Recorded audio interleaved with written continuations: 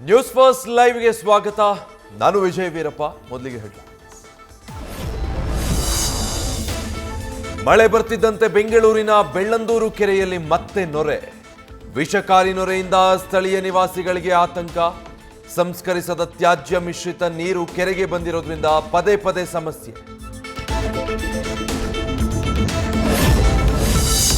ಬೆಂಗಳೂರಿನ ಸಾಯಿ ಲೇಔಟ್ನಲ್ಲಿ ಮಳೆ ನಿಂತಿದ್ರೂ ಮುಗಿಯದ ರಗಳೆ. 5-6 ದಿನಗಳಿಂದ ಕೆಸರು ನೀರಲ್ಲೇ ಜನರ ವಾಸ. ಜ್ವರ, ಕೆಮ್ಮು, ನೆಗಡಿ ಹೆಚ್ಚಳ.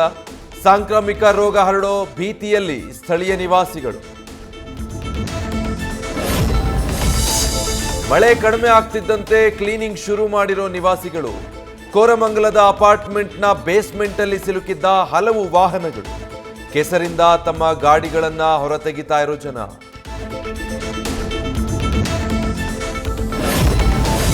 ಕಾಫಿ ಬೋರ್ಡ್ ಬಳಿ ಬೆಳ್ಳಂ ಬೆಳಗ್ಗೆ ಧರೆಗುರುಳಿದ ಬೃಹತ್ ಮರ. ಪಾರ್ಕಿಂಗ್ ಮಾಡಿದ್ದ ಕಾರಿನ ಮೇಲೆ ಬಿದ್ದು ಜಖಂ. ಮರದಲ್ಲಿದ್ದ ಜೇನು ಓಡಿಸೋದಕ್ಕೆ ಪೊಲೀಸರ ಹರಸಾಹಸ. ಆಮೇಲೆ ಬಂದು ಮರ ತೆರವು ಮಾಡಿದ ಫಾರೆಸ್ಟ್ ಟೀಮ್. ರಾಗಿಗುಡ್ಡದಲ್ಲೂ ಧರೆಗುರುಳಿದ ಬೃಹತ್ ಮರ. ಹೊರಮಾವು ರಸ್ತೆಯಲ್ಲೂ ಮರವೊಂದು ಧರಾಶಾಹಿ. ಇಡೀ ರಸ್ತೆಯನ್ನೇ ಬ್ಲಾಕ್ ಮಾಡಿ ಸಂಚಾರಕ್ಕೂ ಅಡ್ಡಿ. ಬೇರೆ ಮಾರ್ಗ ಹುಡುಕಿಕೊಳ್ತಾ ಇರೋ ಸವಾರರು. ನ್ಯೂಸ್ ಫಸ್ಟ್, ನಿರ್ಭೀತಿಯಿಂದ ನಿಮ್ಮ ಪರವಾಗಿ.